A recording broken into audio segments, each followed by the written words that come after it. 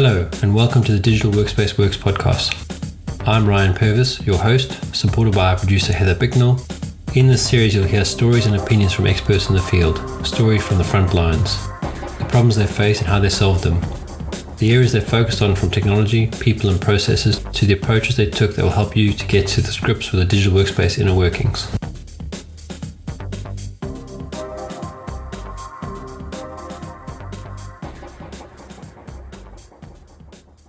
My name is Lorik Kafai, and I work in the cyber security industry and active in the financial industry out of Zurich.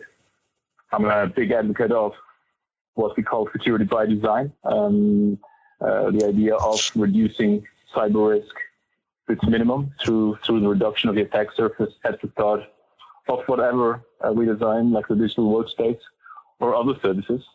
And that's about it from my side, pretty much. I love this field. I think it's very exciting. I think it makes a huge difference, and we are always looking for good people and good awareness around cyber. So happy to do this podcast with you. Thank you. You mentioned before we started recording that one of the hot topics not discussed was around operational technology security. Did you want to maybe talk a little bit about that? Yeah, I think it's one of those hot topics that nobody really is discussing, at least at a certain level, right? We are always, as you guys know, we're always talking about information technology, right? So we are working in companies or advising companies that are very much active in information technology, right? And but we kind of have forgotten about what we call operational technology or operational technology risk. You're talking about the bread making machine that delivers all the bread in the morning to the shops, right? And imagine if that gets attacked and you go to your shop, to your market, and there's no more bread because of operational technology risks or the electricity grid. And I think that discussion deserves to be elevated and taken very seriously, because we're talking about pretty much IoTs here, right? We're talking about embedded systems that control industrial machinery, and there is little being really done, or that awareness is not really up where it should be around operational technology risk. Does that make sense a little bit? It does, and that's one of the problems of the IoT world is there's a rush to push products out without taking security into consideration to begin with. And you get situations like there was this camera system that a guy sold online. But there was a flaw in the sense that his relationship with that hardware was never broken. So the new person could see all his old recordings, and the old person could still see the camera feed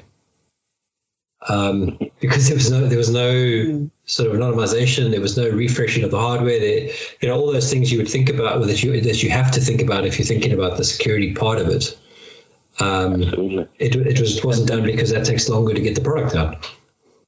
Yeah, that's one. That's me, right? And the second part is that most of these embedded systems are actually written in C language derivatives, or C, right? And input filtering and stuff like that can be a very, very big problem, right? On the operational technology side, I don't know if you have an opinion on this, but to me, I think about how policy needs to come into this as well, and how, governments kind of need to work together with the private sector to make sure that some of these, huge things, the power grid, like what would we do? So, I guess how do you see, policy factoring into these huge risks? I mean, especially operational technology risk. I think you hit the spot right. I think it unfortunately does require a bit of a political discussion, a political kind of top-down approach.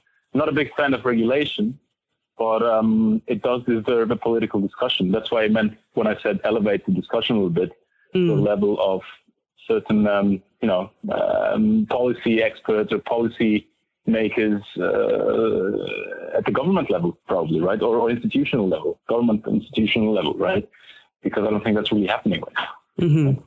And so I fully agree with you. It has to have a bit of a pragmatic approach, top down, where possible, right? Yeah, it's very difficult to implement that. I mean, if you just think about the amount of devices that are built in let's say the Asian factory because most of the stuff is coming out of China, probably, or Taipei or Taiwan. Someone buys that on Alibaba or Amazon. It gets shipped in here in a little brown box. And no one's checking that box really. So you're not going to enforce it there. They plug it into a network here, and that happens to be a backdoor into your personal Wi-Fi. How would you even begin to stop that without having some sort of draconian, every box that comes in has to be tested and pen tested? It would be very tricky, I would think. Yeah, and some of these frameworks, but some of these frameworks need to be established, right? There must be a way to certify at least some of these things, right? We all know, what first line of defense, second line of defense, and third line of defense control are, and we're already applying them anyway to information technology in a very extensive way, actually maybe sometimes even too much. Sometimes, depending on the industry you're in, we are regulating so much that somehow cyber is maybe even driven through compliance or regulated, and I think that's completely wrong and actually dangerous, because that's not how hackers operate. It's expensive because you're retrofitting it back onto old legacy environments. Exactly right. Whatever in that area, but I think some of that good stuff of regulations or policy needs to come over also into the IoT or into the operational technology world, right? I don't know how far or how mature that area is, but I'm reading too much about it, right? Yeah. You mentioned the sort of bread maker example. I've been dreaming about an app-enabled coffee machine. Just so you could start, because it's. Look, a lot of these machines, I've got an espresso machine, so you have to go put the capsule in. But it'd be really nice some mornings where I didn't have to put the capsule in; it was just ready, and that was set by my feet going on the scale in the bathroom before I take my shower. So by the time I walk downstairs, the coffee's been brewed, and it's cooled down to the point that I can just drink it, as opposed to still having to put the capsule in, still have to drink it, etc. Yeah, Ryan, I tried to buy something like this at one point. There was a product, an IoT coffee maker. Not quite as sophisticated as that, of course, but where you could program it from your phone.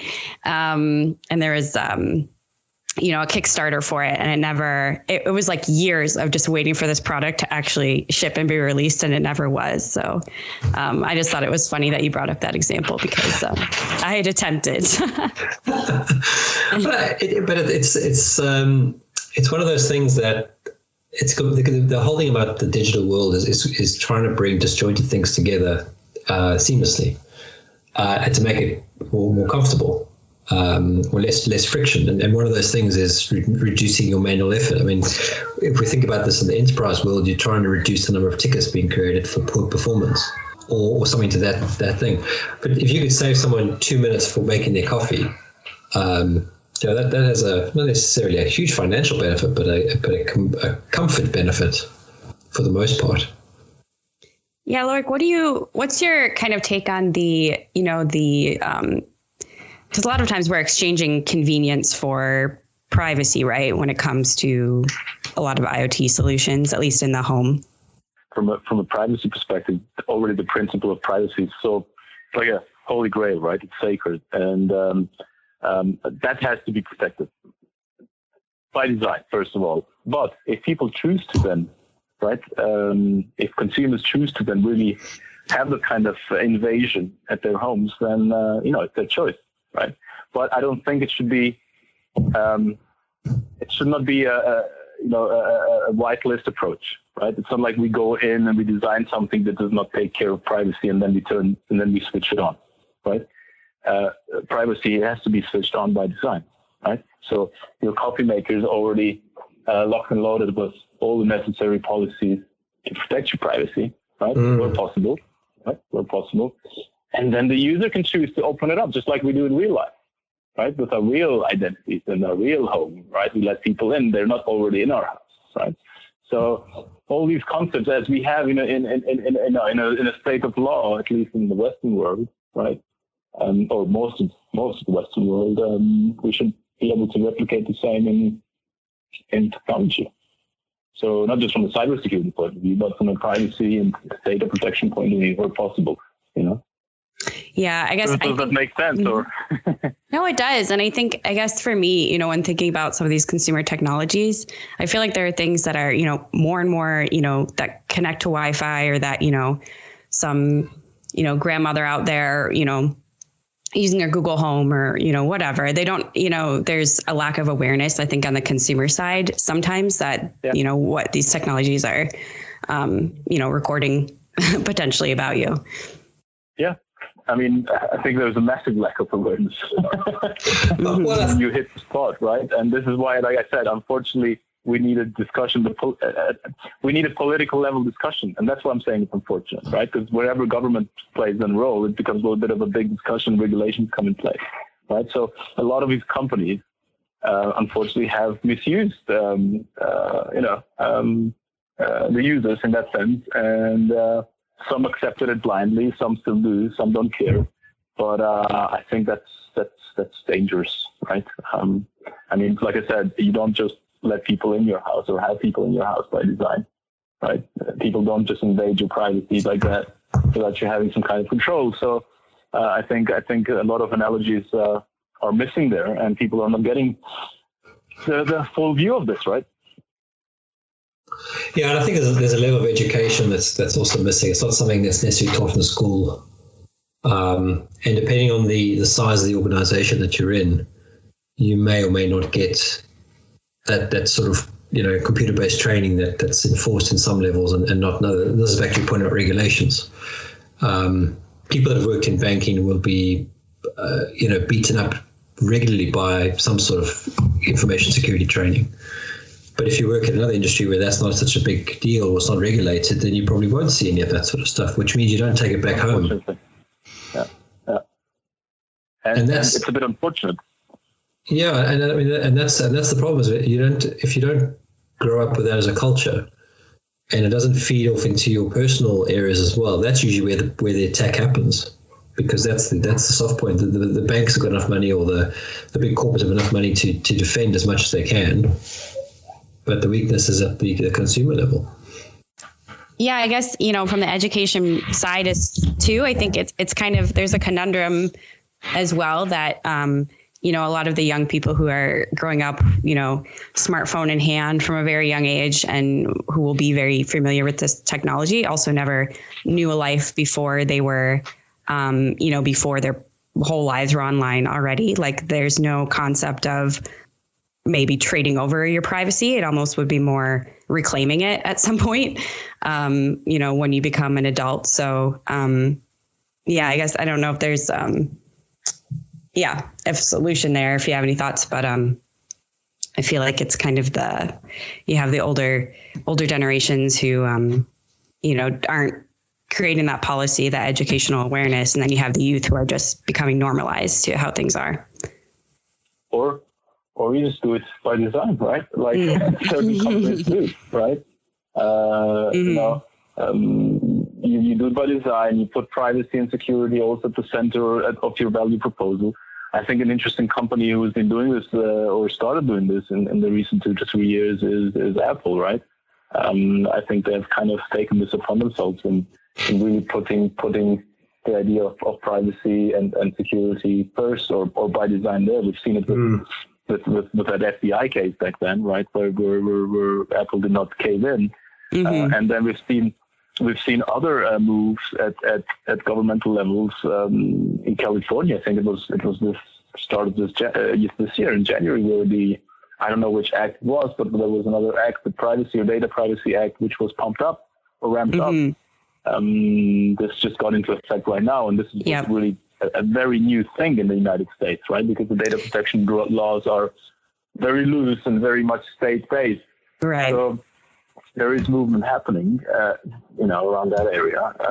We have to balance it out properly, and this is why bringing it back to technology discussion or to an engineering discussion, security by design must take place during the design of whatever service you're putting together, right? And it delivers value. It has to be sold as value value driven. It's a value proposition. It's huge, right? It's massive. So why do you think that most organizations still have cyber as a separate tower within technology, as opposed to part, like if I look at any project that I worked on, we sort of worked on our own to the point that we deliver what we're supposed to deliver. And then you'd find out there's another project being run by the cyber guys, and bear in mind I worked with cyber as well, which would be almost contrary or opposite to what you just built. Because now they're taken from a security point of view as opposed to a functionality or usability point of view. I mean, again, it requires a bit of a maturity in general, right? I think certain organizations are very mature, and have an established strong, cyber risk posture or awareness, and I believe that, like you said, financial companies do have that, and we do that right, or we're doing it better and better. But in general, I think it's really lack of knowing things, right? Knowing about it. It's also lack of education in the field, right? It has to go a little bit back to education itself. Education is conservative, right? So at school, in computer science, you rarely do security by design. So it doesn't even exist. The security-oriented design principles come very late on, when it's too late, when you graduate, when you're still already applying stuff. I think that's a bit too late. So I think it has to answer your question, I think it has a lot to do with education as well, Ryan, right? We are technologists, but we are missing a big part of that educational aspect when it comes to security. It's like if you're driving a car without a driver's license, right? Somehow, that's what the analogy for me is here, right? You build your project, and it runs and everything, but you have a driver in there who doesn't really have a driver's license, right? So there's some things that haven't been done properly. Yeah, it's actually make me laugh. I'm thinking about the amount of tutorials that I've done, in education, where you're writing the simplest example of code to do something, but when you get to the real world, none of that stuff is useful, because nothing's ever that simple. And you don't think about security or anything of those things, because your tutorials are only meant to be concept driven, not practically or practical experience driven. If that makes sense. Exactly right. Yeah. It's very implicit, right? It's very implicit, and somehow everybody magically thinks that it's already going to be secure. Nobody's going to do anything about it, right? And happens all the time. So, to really fully answer your question, education, maturity, then depends on the firepower, right? I mean, getting security SMEs and building up a security service does cost. You need to invest, right? So again, the risk-driven approach. Do you have a risk-driven approach, or can you completely, neglect that kind of risk and still be resilient with your services? Fine. If that's the answer, then that's great. But all of these discussions need to happen at the beginning, right? At the start. And and that's what I'm advocating a lot for, right? So how do organizations go from this legacy mindset to moving towards security as design? Is it a matter of bringing in new people, or changing the culture, or what would you recommend? I think it's a combination, right? It's a combination of trusting your security people, and I'm fortunate to have that in the area where I work, right? That we have management that really understands, the aspects of cyber and allows us to work closely together in designing these things like that, right? The way I mentioned. But I think the industry itself needs to start selling security as a value proposition, right? Already part of the service. And that's why I refer back to Apple. I really like the way they did some of the latest ads. Maybe not latest, but, where they really mentioned privacy, and they mentioned that security is something that we take care of. And having that from a service provider that literally has nothing to do with security, I think it's interesting. Like I said, for once, a product is designed without them having to go to another vendor and buy something and add it on top. right? And it's something that's becoming heavier and heavier, right? Because of course there's an entire industry out there, but it's heavy to do it later on, right? It's nicer, it's cleaner, it's more elegant to do it at the beginning. So I think the value proposition side of things, Heather, to actually, as part of the design process, understanding what is actually the value that this product gets out of this, out of all this, right? And you can actually sell that, right? You can still sell that, right? As part of the holistic product or service, whatever you do. How do you balance is that triangle, usability, functionality, and security, and balancing the trade-offs between them? How do you avoid going into an over-secure, let me rephrase it. So you have to do the service, whatever the service is. Let's say it's a VDI platform to provide users with a hosted desktop. And when you start out designing the service, you're only thinking about delivering the VDI platform because you're going to have people in the office every day. Now we're in the COVID-19 pandemic, and your design was initially only planned for a certain percentage of people working remotely, but now pretty much the entire organization is working remotely. Do you try and conceive of that possibility right in the beginning, 100% remote working?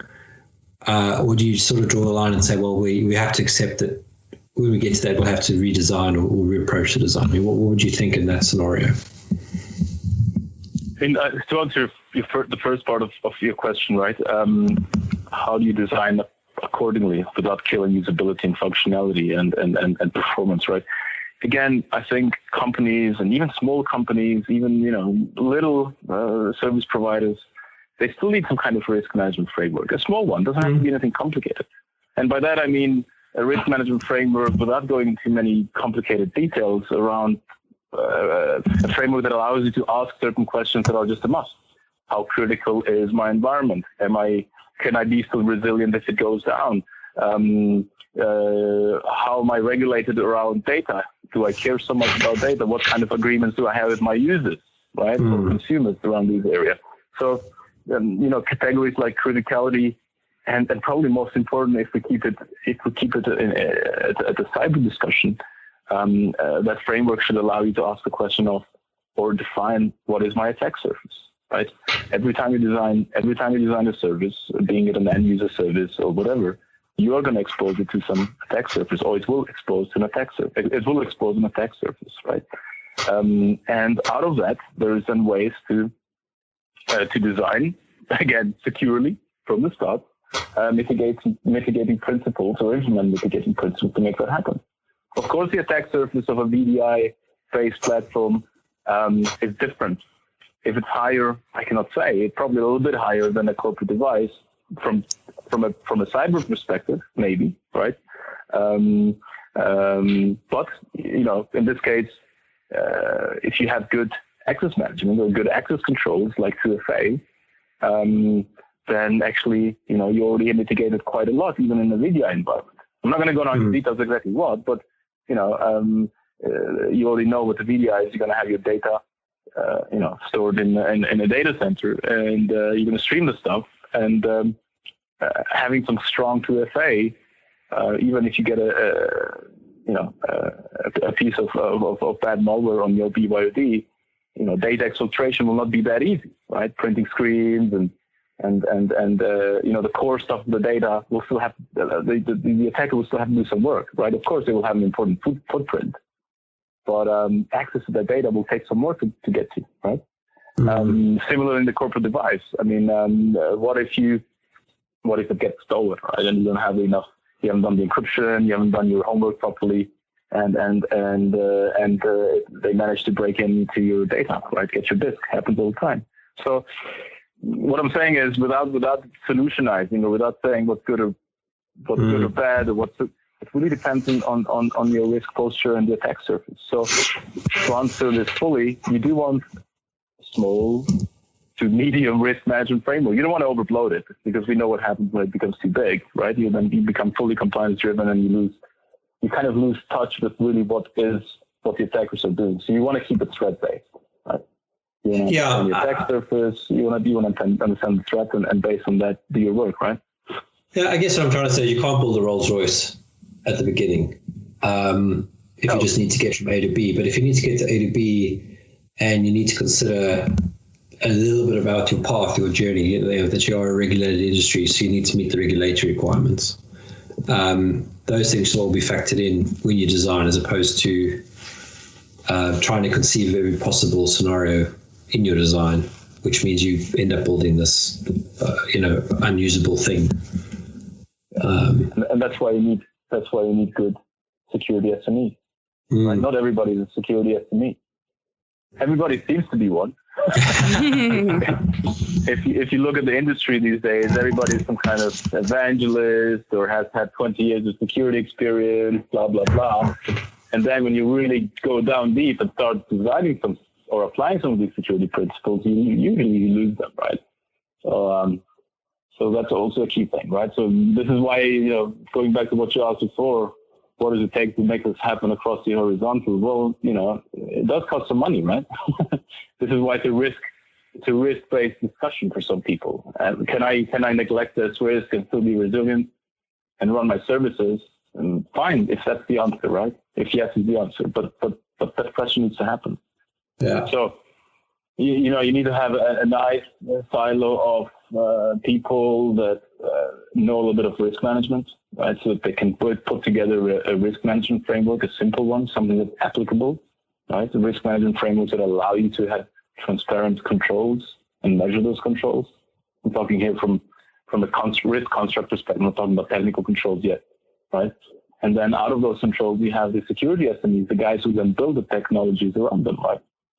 Or apply those technologies like 2FA, but strong authentication, or antivirus, whatever you want to call it. So that does take a bit of effort, both in resourcing and investing. Yeah, and I suppose there's the level of what you design needs to be re-looked at regularly, or whatever that cadence is, looking for improvements and optimizations and adapting it to really what's a changing landscape in the sense of regulations and technology. Well, just like with any product or service, it does have a life cycle, right? I mean, you do maintain it, and why not have security as part of that life cycle discussion? Why not, right? Well, it should be, but I don't think it is, and I think a lot of, if I look at some of the challenges that I've come up in my own career, often when you're trying to explain to a non-technical person why you need a big team, and I say big and it's all relative, to build a product, and one of those people needs to be a security person who's not necessarily double hatting as something else in the team, because there's so many things to look for that it is a full-time job, and all they're seeing is the cost of another person in the team. It is a difficult thing to get across sometimes for something that should be fairly obvious if you look at the amount of attacks that occur every minute, let alone every year. Indeed, right? I think it's a risk-driven discussion, a value-driven discussion. Do you want to sell security as value or you don't care? I think, like I said, cybersecurity or cyber risk is a risk to security, a risk to society, right? First and foremost. Is it a risk to information technology based companies? Absolutely it is. Or is it a risk to companies that use information technology? Of course, otherwise we will not even be having this podcast, right? There would not be a discussion, but it's still taking some time, right? It's still taking some time. Well, and there's a level of, it goes back to education. I think the accelerated capability now that you can go build an app or you can go and provide a service using some sort of cloud backend means that most people don't understand the underlying components that make up that service, which mean they don't really understand what their possible weaknesses are or where they're exposed. They just use it, so they share that picture on which product it is, or they have a conversation they think is confidential, but actually it's not. Look at that Zoom stuff that was picked up a couple of weeks ago. where you could jump on any call you wanted as long as you had the number. I mean, to be honest, any company or government, let's put it this way, any government agency that uses a closed source web conferencing technology is asking for trouble. Seriously, right? They're really asking for trouble. I mean, I would never do this. If I was a government agency, I would set up my nice open source based service, set up my service inside and have it run. I seriously do not understand how this would be a good idea. Again, this is why, because the risk-driven approach was not really taken serious or did not execute properly, right? There is a couple of very cool conferencing or web conferencing, whatever you call it, technologies out there that are completely open source. You can see what the code is doing. It's been reviewed by millions of people or hundreds of thousands of people. You can easily set it up at home and you have a very nice, transparent product for you, and you know exactly what it's doing, right? Why this did not happen? Again, because of what we discussed before, because the risk-driven approach is not mature yet, right? Or people just get away with it. But you saw it this way, right? Yeah, go ahead. Also, I don't want to make this a political discussion, but I think one of the biggest problems with governments is they're not typically people that are around for a long time. They're there for, the president or prime minister or whatever the designation is voted in for a 5-year term, or I think they're all 5-year terms generally.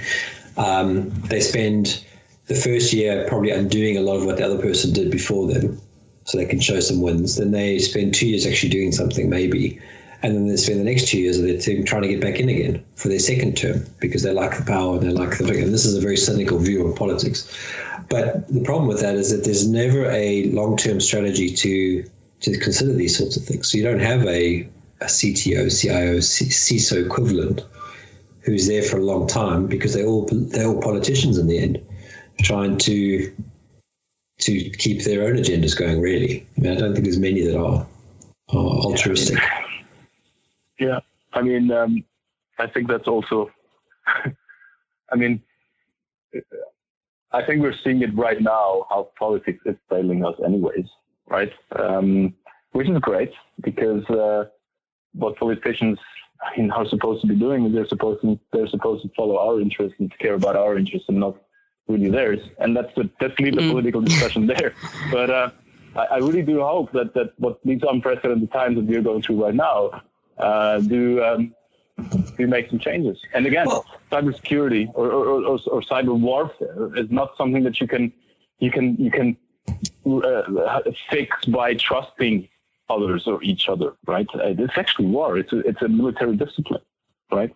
I'm hearing things that we're collaborating with this country and that country. Actually, that's not how it works. Right? Well said. Say it again. As I said, it doesn't work that way. I mean, it's not geographically based. That's one thing, and second thing is it's a weapon.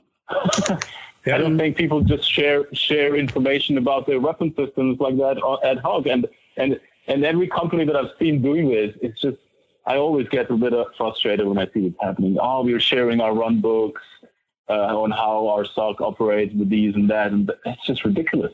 Right, to me, especially at the governmental level, it's ridiculous to me, right? But anyways, that's how it is right now. I guess it will take another crisis or a major incident for people to wake up. And actually, coming back to you, Heather, you asked me for what does it take usually for this to happen? Well, post-mortem, right? After the fact, a lot of people wake up and then they go ahead. And again, that depends. How resilient are you? How much can you pay? Or how much can you afford? Can you afford the damage? Right. I think a great example of these things in our recent history around cyber is really the NotPetya or the WannaCry kind of situations where a lot of damage was done. Some companies got away with it. Some companies managed to hide the true costs and move on. It depends. So you both. You have the GDPR legislation, right? Has that changed, things in your kind of, your day-to-day life? Is that something that, has changed the culture, the right to be forgotten kind of option? Like how big has that kind of felt from a personal level? I mean, I really seriously do hate those pop-ups, and we have to, at least in Europe. Ryan, you probably know what I'm talking about. I don't know. Yeah. Almost every page. Every single website I visit, you have to tailor your cookies and trackings, and I seriously hate it. And why? Because the internet was not designed with people being friendly and loving each other in place. That's not how it was designed, right? The security aspect and the fact that we are just as barbaric as we used to always be was not something that was really kept in mind. So we now, on top of the internet, we've put regulations in place which are very difficult to execute and very unfriendly and very uneasy to do. I mean, that triangle around performance, usability, or security, whatever you want to call it, Ryan, the EU GDPR, awesome example of how you screw up website usability, right? Very nice one. How effective it is, I don't know. To be honest, Heather, I think we need data, right? I don't have an answer. How effective it is, how many people, I think the EU, how long has it been now? It's been a year or two since it's been implemented? I can't remember. It's 2, I think. I don't know. Yeah, I think it's 2 now. It would be great that if the EU gets releases some data on, how many requests for the right to be forgotten, how many, whatever, right? So that we actually have an idea of how effective this thing was. I mean, the right to be forgotten, yeah. I mean, those are the kind of cool stuff you want to have, right? I don't want to have my name on the internet forever. If I choose not to have it anymore, then it should be doable, right? But I mean, the right to be forgotten is again, how do you implement this stuff, right? We need the data. We need to understand a little bit how effective it was, and I can't really comment right now. I think again, whatever can secure the privacy of individuals is an important framework that needs to be put in place. How good, how bad it was done or executed or implemented, right now I really can't say. Apart from the pop-up that I get every time, it frustrates me. The rest I really can't say. Well, I mean, like any of these things, that they're put in place for the people that don't have the good of everyone else in mind.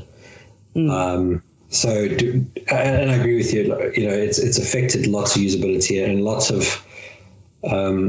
of projects that I've been involved in have spent extra time just making sure they are compliant, when in essence they didn't have to be before.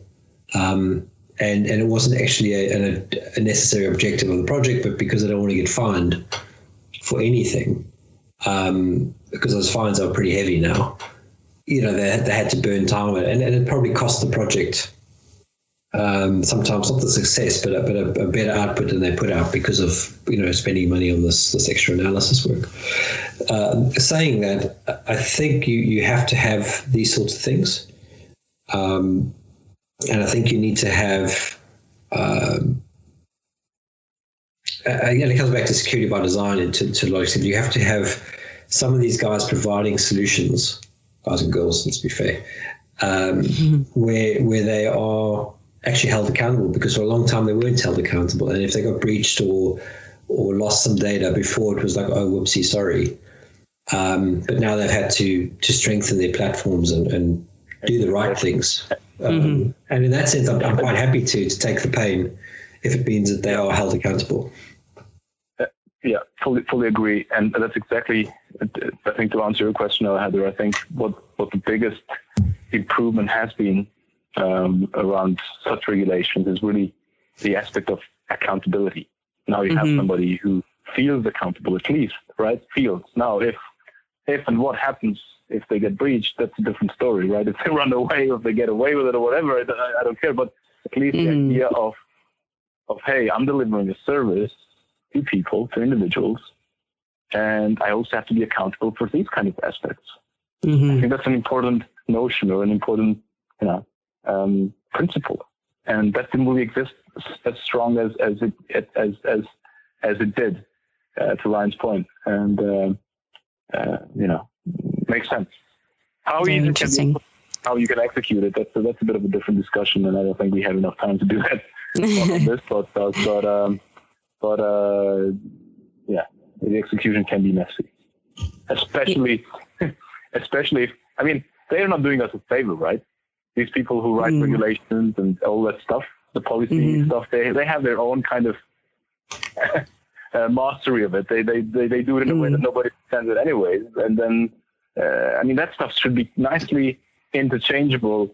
Actually, policies like this one, they should be machine readable for us, right? We should be able to look at the codex of EU GDPR and automate some of those implementations. But I don't think that's going to happen, because a lot of people in the legal industry will probably be without jobs, because they always explain to us how that stuff works, right? But it shouldn't be that difficult to outline it in a clear and straightforward way. Yeah. I mean, I know Ryan is not a lawyer. I hope I'm not offended. No. I'm joking. Yeah, it's all good. I agree with you to a large extent. I think. Sorry, Heather. No, go ahead. I mean, it's like the tax systems. You know, you have these systems that are as complicated as they have to be in order to keep people busy.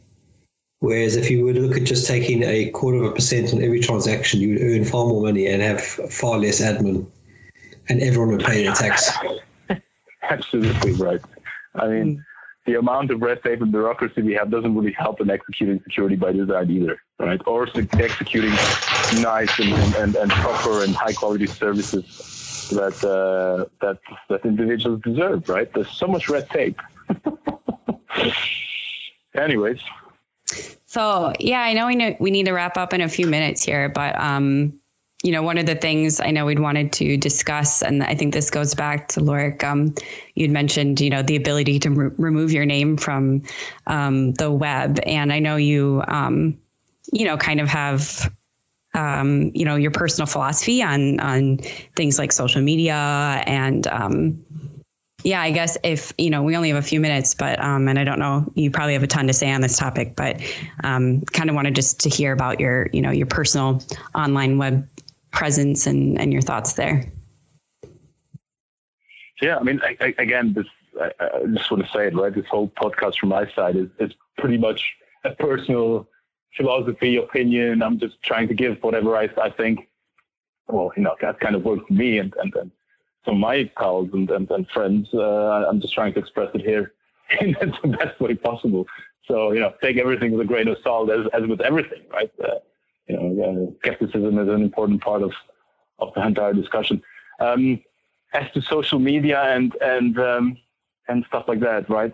I mean, I grew up. I was lucky to grow up in a family surrounded by people who early on managed to provide me with information technology access, right? So we had, you know, internet already back in 97, and I could use it, you know. And in 97, I was 12 years old, right? 11 years old. So, so the whole idea of being present on the internet and talking to people and chatting and sharing stuff and having the first web conference calls already in 1999 through apps that already existed and touch screens and Wi-Fi. You know, I was very much lucky to be part of that stuff, right? So when all the new stuff came out, or the more math-oriented stuff came out, right? I wasn't really that impressed. It never really impressed me anymore, right? I mean, we used to, back in the day, I don't know if you guys remember, we used to use GeoCities from Yahoo, and that's how we shared stuff. People had a website, we put the pictures in there, and GeoCities was awesome, right? It was like the static Facebook of things, if I'm allowed to say that. But we really enjoyed it. You know, we would make our website, we would share them around, we would add people to links. So we kind of were already interacting in a way. And I'm talking about 20 years ago, even more than 20 years ago, right? So, and that's where I kept it. So when the new stuff came out, although I consider myself, I think I fall within the millennials, you know, I never really was that impressed at the idea of giving away my details to everybody. I don't know, it just doesn't, it's not my cup of tea, right? So I tried to keep just, you know, enough out there, and that's it, right? Thanks for making the time again. And I hope everything is good in Switzerland. I know it's one of the countries that seems to have quite a high ratio of cases versus population. So yeah, it is tough, and hopefully it will get better soon. Yep. Are you in the UK or? No, I'm in the US. I'm in the Midwest in Michigan. Oh, cool. Okay. Yeah. Very cool. It's snowing here. Oh wow! Still, wow. I know. I mean, I'm inside all the time, so it doesn't affect me as much, but it's still kind of sad. I mean, you have I think Michigan has like the coldest winters in the United States, from what I heard, right? Something like that. I don't know if that's true, but. Yeah, I think Alaska probably takes the cake for that, but we have pretty bad winters, so it's still continuing. Half the year is winter, but anyway, it's been great talking with you, Lorik. Have a great lovely meeting you, Heather, and lovely chatting with you. Absolutely. Have a lovely day in Michigan, and stay safe. You too. Let's do it again sometime. Cheers, Heather. Cool. Bye. Cheers, Lorik. Thanks again. Hey, Ryan. Have a good one, man. Thank you for listening to today's episode.